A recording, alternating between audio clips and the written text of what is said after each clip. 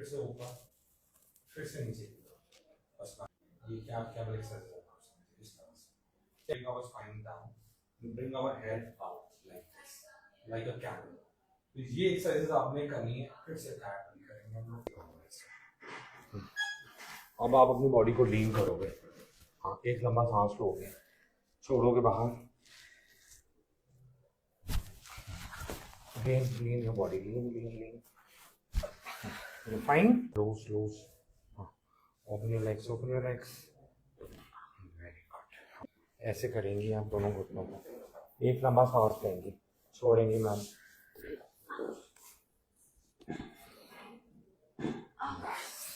Relax. Loose. एक लंबा सांस लोगे मैम, छोड़ोगे बाहर।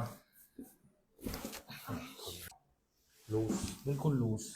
ब्रीद इन, हाँ, ब्रीद आउट।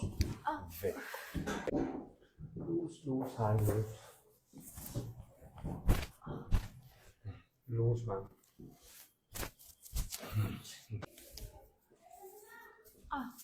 फिर से एक लंबा सांस लेंगी, छोड़ेंगी बाहर।